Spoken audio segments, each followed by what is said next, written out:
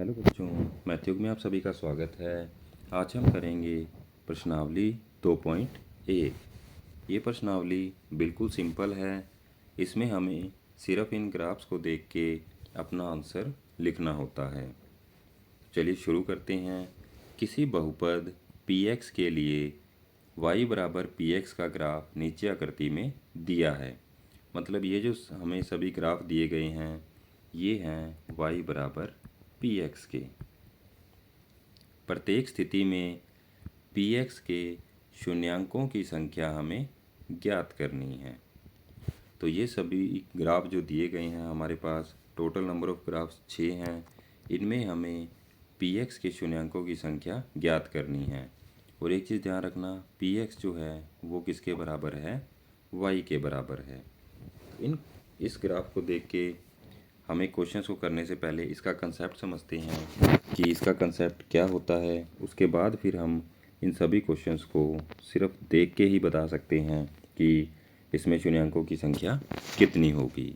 तो चलिए सबसे पहले इसका कंसेप्ट समझते हैं। हमारे पास किसी 2D के अंदर दो एक्सिस होते हैं। 2D में हमारे पास दो एक्सिस होते हैं। एक होता है एक्स एक्सिस और दूसरा होता है वाई एक्सिस। 2D में हमारे पास दो एक्सिस होते हैं, एक होता है एक्स एक्सिस और दूसरा होता है वाई एक्सिस। अब इस क्वेश्चन में हमें px के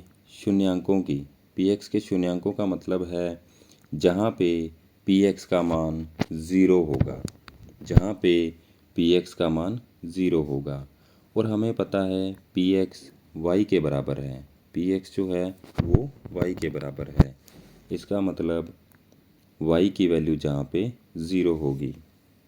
और बच्चों आप सब जानते हैं किसी भी ग्राफ के अंदर y की वैल्यू ज़ीरो कहाँ पे होती है? x एक्सिस पे।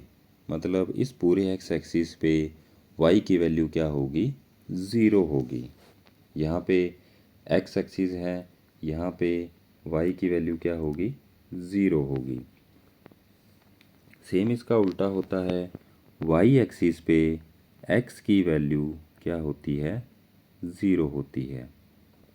एक बार फिर से x एक्सिस पे हमारे पास y की वैल्यू ज़ीरो होती है और y एक्सिस पे हमारे पास x की वैल्यू ज़ीरो होती है। हमें इस क्वेश्चन में y की वैल्यू ज़ीरो को कंसीडर करना है। तो हमारे पास शून्यांकों की संख्या पता लग जाएगी।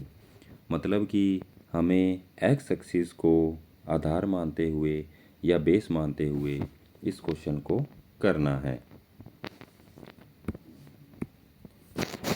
इस क्वेश्चन में अगर हम x एक्सिस को बेस मानते हैं तो इसके अंदर हमें ये समझना ज़रूरी है कि कोई भी ग्राफ जब x एक्सिस को जिस पॉइंट पे कट करता है, मान लो ये ग्राफ है, इसने x एक्सिस को यहाँ पे कट किया, तो यहाँ पे y की वैल्यू क्या होगी?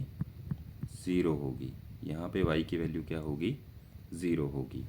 y की वैल्यू ज़ीरो होगी तो यहाँ पे ये इसका एक शून्यांक आ गया।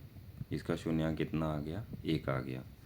दूसरी कंडीशन हमारे पास बनती है जब कोई भी ग्राफ x एक्सिस को टच करेगा।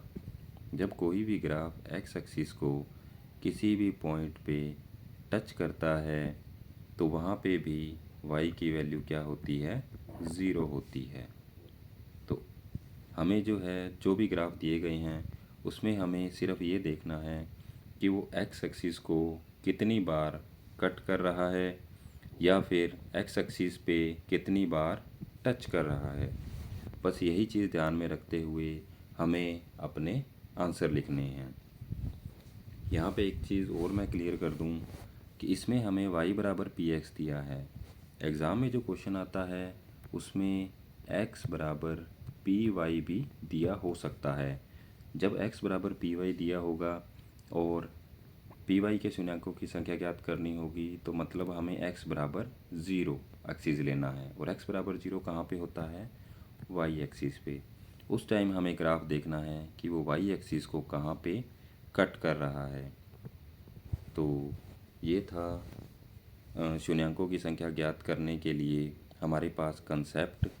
अब हम क्वेश्चन पे चलेंगे और वहाँ पे जो है सारे के सारे क्वेश्चन को हम देख के बता सकते कि वो एक्स एक्सिस पे कितनी बार टच कर रहे हैं या उसको एक्स एक्सिस को कितनी बार कट करते हैं। तो उसी के आधार पे हमारे सारे क्वेश्चंस के आंसर मिल जाएंगे।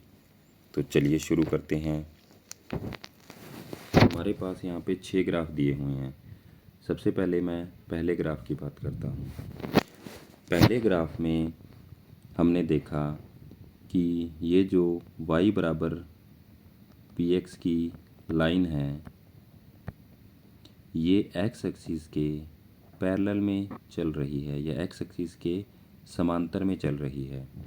जब कोई भी रेखा या कोई भी ग्राफ किसी x के पैरेलल में चलता है, समांतर में चलता है, तो वो उसको कभी भी टच नहीं करेगा। जैसे हमारे पास 2 रेल की पटरियाँ होती है, वो कभी भी एक दूसरे को टच नहीं करती, वो हमेशा पैरेलल चलती रहती है। इसका मतलब ये ग्राफ एक्स एक्सिस को कहीं पे भी टच नहीं करेगा। तो कहीं पे भी टच नहीं करेगा तो हमारे पास शून्यांकों की संख्या पहले ग्राफ में कितनी हो जाएगी? 0। तो हमारे पास पहले ग्राफ में शून्यांकों की संख्या कितनी हो जाएगी? 0। उसके बाद दूसरे ग्राफ पे चलते हैं। दूसरे ग्राफ में हमने देखा कि ये जो रेखा है, ये जो लाइन है, ये एक्स एक्सिस को यहाँ पे एक बार टच कर रही है, मतलब एक बार कट कर रही है। तो यहाँ पे हमारे पास जब इसने एक्स एक्सिस को कट किया तो यहाँ पे हमारा y क्या है? 0 है। और जहाँ पे y 0 होगा वहाँ पे हमें एक शून्यांक मिल जाएगा, वहाँ पे हमें एक शून्यांक मिल जाएगा। तो दूसरे केस में हमारे पास शून्यांकों की संख्या कितनी होगी? 1। सेकंड केस में हमारे पास शून्यांकों की संख्या आएगी 1। उसके बाद तीसरे ग्राफ की ओर चलते हैं। तीसरे ग्राफ में हमने देखा यहाँ पे हमारे पास ये रेखा एक तो एक्स एक्सिस को यहाँ पे टच करती है, दूसरे नंबर पे यहाँ पे, और तीसरे नंबर पे यहाँ पे टच करती है।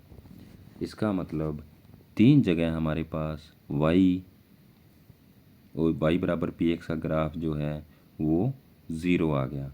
इसका मतलब हमारे पास शून्यांकों की संख्या कितनी होगी? 3। उसके बाद अगले ग्राफ में चलते हैं। यहाँ पे यह ग्राफ एक्स एक्सिस को 2 जगह पे टच कर रहा है, 2 जगह पे कट कर रहा है। तो यहाँ पे हमारे पास शून्यांकों की संख्या कितनी हो जाएगी? 2। उसके बाद अगले ग्राफ में चलते हैं। 5th नंबर, यहाँ पे ये ग्राफ एक्स एक्सिस को 1, 2, 3 और 4 जगह पे कट कर रहा है। तो इसमें हमारे पास शून्यांकों की संख्या कितनी हो जाएगी? 4। उसके बाद लास्ट क्वेश्चन है या लास्ट ग्राफ है 6वां। इसमें हम देखते हैं कि ये एक्स एक्सिस को 1, 2 और 3 जगह पे जो है ये एक्स एक्सिस को कट कर रहा है। एक जगह पे कट कर रहा है और 2 जगह पे जो है ये एक्स एक्सिस को टच कर रहा है।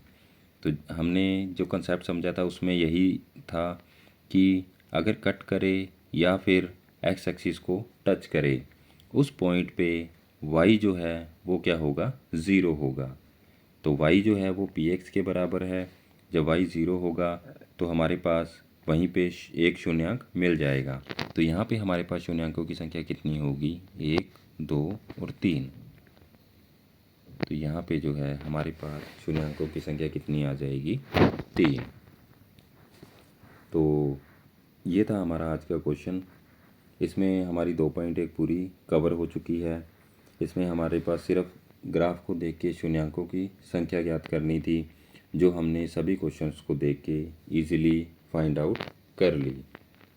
इसमें अगर कोई भी डाउट है तो आप मुझे कमेंट करके पूछ सकते हैं। मिलते हैं अगली वीडियो में प्रश्नावली 2.2 के साथ। तब तक के लिए गुड बाय।